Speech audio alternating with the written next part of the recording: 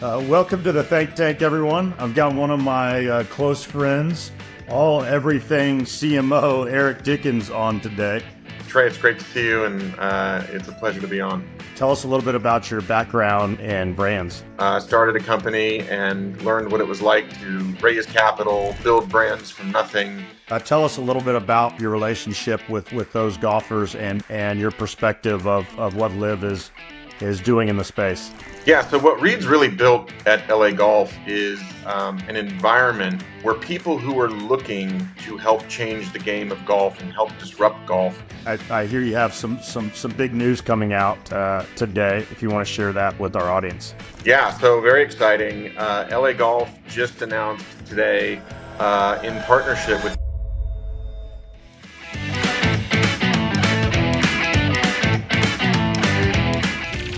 welcome to the Think Tank, everyone. I've got one of my close friends, everything CMO, Erick Dickens, on today. Erick, I think you're joining us from a baseball tournament, so really appreciate you being able to join the call today. Yeah, no, Trey, it's great to see you, and it's a pleasure to be on. Well, one of the things I always think is amazing about your background is you transitioned from a Black Hawk pilot in the military over to becoming a marketing guru. I don't know a lot of guys that go from the high level operations of the military into marketing. So how did that transition happen?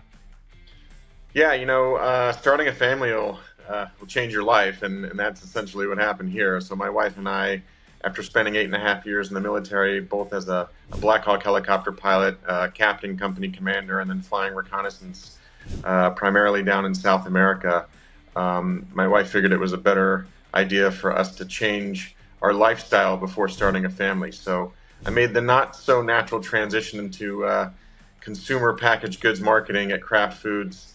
But I was helped by a recruiting firm that specializes in taking former military officers and transitioning them into career paths that fit for them. And it's about a year-long program prior to the transition, so they can help get it right. And in my case, it seems as though they did.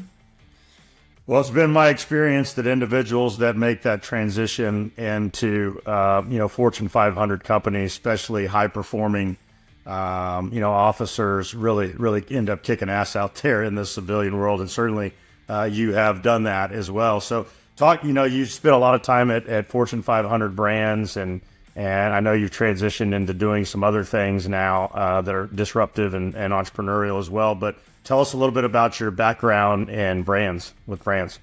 Yeah, so I started out at Kraft Foods, working in the post-cereal division in Tarrytown, New York. And then I made a transition to Henkel Consumer Goods that had just recently acquired the Dial Corporation in Scottsdale, Arizona. And then after that, I had the opportunity to work at a pretty hot startup at the time, the identity theft protection company LifeLock. Got to lead their marketing efforts through a pretty spectacular IPO on the New York Stock Exchange. Before then moving to a family-owned business out in California, company called King's Hawaiian.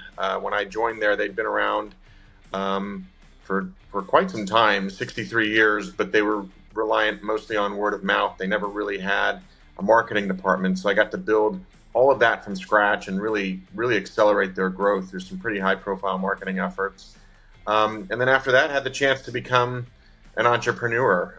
Started a company and learned what it was like to raise capital, build brands from nothing, everything that comes along with it. And then since then, I've been helping other entrepreneurs scale their business. That's awesome. Yeah, so from military officer and pilot to brand manager to CMO to CEO, and now doing all kinds of other things. So very cool. Well, I know you've been helping a lot of companies lately. One of the ones that I've been excited to talk about with you, and we've had some conversations on, and love to jump into today is LA Golf. So tell me what you're the current CMO of LA Golf. What drew you to that organization? Yeah, a couple things. One, a mutual friend of ours, Josh Booty, former high performing athlete both in baseball and football, LSU quarterback. I had gotten to know Josh and was doing some work with Josh. Reid Dickens, who's the founder of LA Golf, longtime friends with Josh Booty.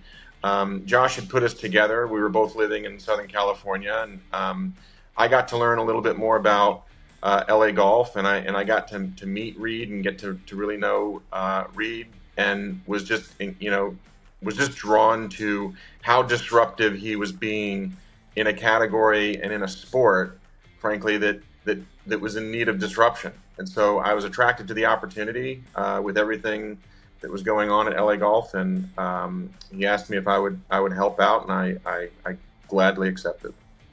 Well, disruption is definitely the name of the game. I think in a lot of business, and certainly a business like LA Golf, you guys have, endorsed some of the big live golfers. You're using stuff like Sports AI. Tell us a little bit about how you guys have integrated Sports AI into the organization and how consumers can utilize that.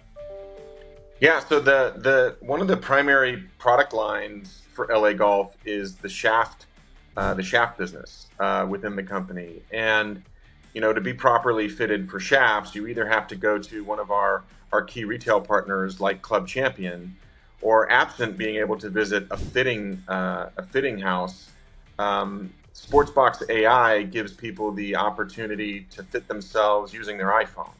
And so you can use Sportsbox AI, fit yourself for the shafts that are going to be right for you, and buy the shafts directly from LA Golf at our e-commerce site at lagolf.com. And so that type of technology and that type of enablement for people who are interested in upgrading and need the tool to be able to size themselves, it's perfect for what we're trying to do with our direct-to-consumer business. And how long have you guys been utilizing? It's been quite some time now, but it really just started to accelerate with the increase in our outbound marketing efforts. And so we've started to do a lot of things to drive new traffic to our site and incremental purchases through our direct-to-consumer business. And so we're seeing an acceleration of people feeling comfortable buying something like shafts direct-to-consumer. That's awesome, man. I love it. I've got to utilize it. I need some new clubs, man. We'll have to work something out here. Anyway, we talked a little bit about disruption and how that drew to LA Golf. I mentioned that you guys have been working with some of the biggest golfers in the world that are actually live golfers. Tell us a little bit about your relationship with those golfers and your perspective of what live is doing in the space. Yeah, so what Reid's really built at LA Golf is an environment where people in the industry who are looking to help change the game of golf and help disrupt golf are drawn to. And Reid has created an environment where he's giving action to people's intentions. And so the designer and the chief product designer at LA Golf is a gentleman by the name of Jeff Meyer. He's very well known in the golf industry. Reid gave him, a blank sheet of paper and said, look, if you could do things with golf equipment, do what you would do where other places you would be restricted. And the partnership with Bryson is very similar. Bryson, as many people know, has his own way of doing things, and his spirit of playing the game is really right in line with everything LA Golf's about. That's awesome. Well, on that note, I hear you have some big news coming out today. If you want to share that with our audience. Yeah, so very exciting. LA Golf just announced today, in partnership with Bryson DeChambeau, that the first ever driver for LA Golf is being announced today. It'll be available in 2025. But today the announcement was made by us. Very exciting for the company. It's a huge product category that we haven't been participating in up until now. Right now, the business is composed mostly of shafts, the putters and golf balls and apparel.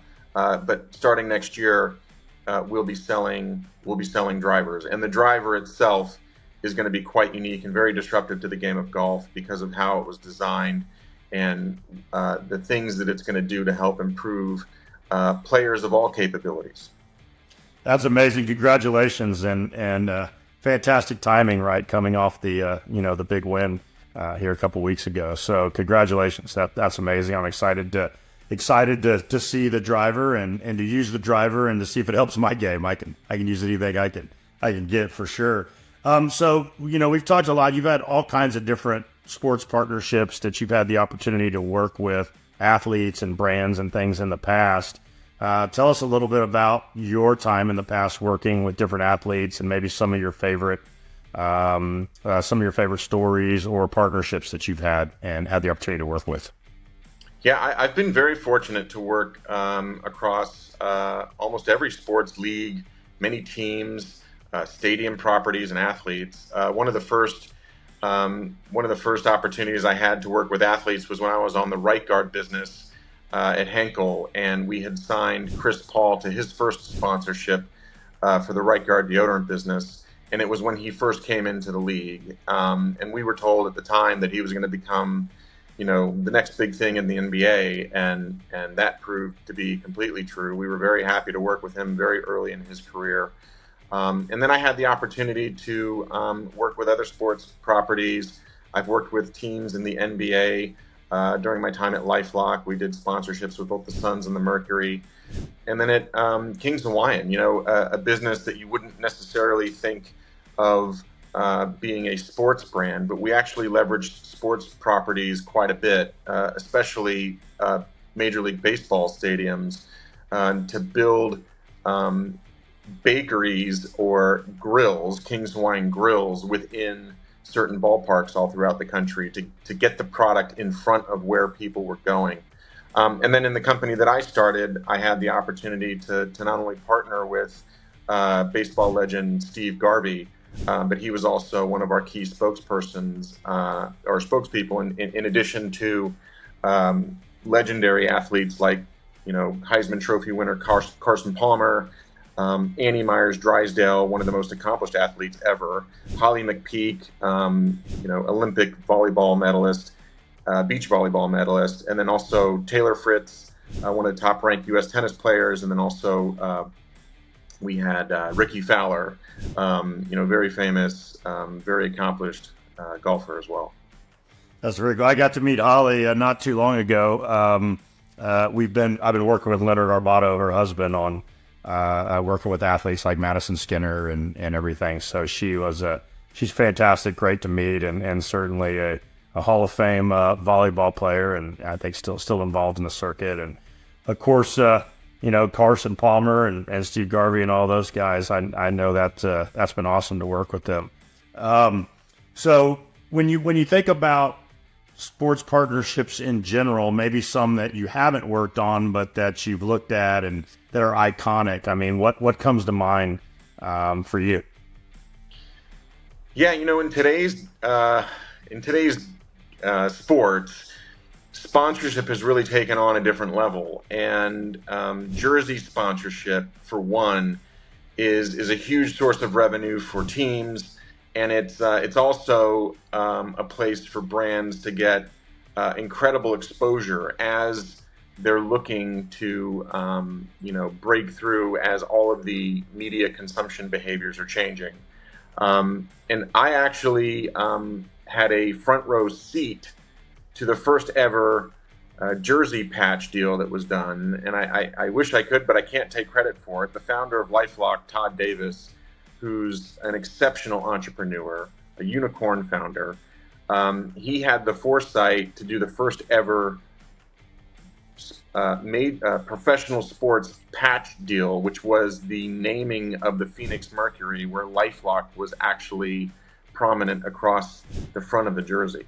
Most people don't remember, but that was the first time ever that a company sponsored a professional sports team jersey. And look how far that entire marketing behavior has come, and it's now permeated every sport. And so I had a front row seat to that history. And then not only was it the first time ever, but I got to see up close the marketing impact and the business impact that decision and that investment had for LifeLock.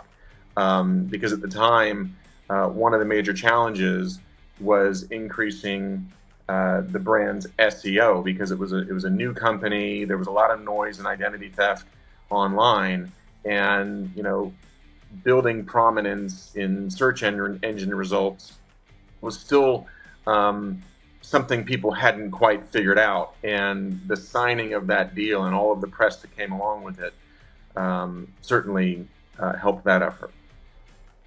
That's awesome. What a great opportunity to be right there in the front row for all of that happening. I think it's interesting to watch what's happening in college sports right now. Right, I just saw that now Texas Tech has a big logo right in the center of their field, right next to their logo now, which I believe is an Adidas logo, and so I think it'll be interesting. You're going to start seeing patches, I'm sure, on college teams, certainly as they have to figure out how to replace that revenue that's now going to be going to their athletes with the most recent judgment there. So interesting time. Have you guys thought about getting involved in the college game or sponsoring any teams in any way from an LA Golf perspective? Absolutely. We've had some conversations with teams already. LA Golf is still a relatively new brand, and so there's an opportunity for us to really become the brand of choice and the equipment of choice for younger players coming into the game. And so that's absolutely something that we're interested in and something we're taking a look at. Awesome. Well, I'll leave you with any bold predictions, and it could be in anything, sports or anything else. There's clearly all kinds of crazy things going on in the world, but leave our audience with a bold prediction from Erick Dickens here. Yeah, I've been giving this some thought, and it's really hard. I'm terrible at predicting sports outcomes because my bias just overcomes me. I pick the Tar Heels to win the Final Four every year, and I pick the Dodgers to win the World Series every year. So I guess the only limb I'll go on is I think the Yankees are actually going to figure out a way to win their division this year, despite all of the woes that you hear from the New York fans, which is typical. But I do think this year we're going to see the Yankees and the Dodgers in a World Series, and I do expect the Dodgers to come out on top. All right. Well, at least the teams that you pick do win every once in a while. The Tar Heels are a good team to run with, for sure. And here's the deal. My big bold prediction. I'm really going out on a limb here. Is I'm going to come hang out with you in Nashville and watch Texas beat Vanderbilt. I think they can pull it off. But excited to get up there. We got to get a Brand Innovators event or something going up there around that game. So that should be a lot of fun. I know you've been enjoying living up in Nashville. Nashville's a great town. I've lived a lot of places, and this is the favorite place so far. It's got a lot going on. It's a great place to visit, even better place to live. Awesome, man. Well, anything else you want to tell our audience before we jump here? How to find LA Golf or follow you guys anywhere? Yeah, look for us on all of our social channels. LA Golf, LAGolf.com is our website. You can look at our products there, and you should buy. Get yourself some of the latest technology in golf and the most innovative products in golf. Buy yourself a new putter, shafts, golf balls that are tested better than Titleist Pro V1.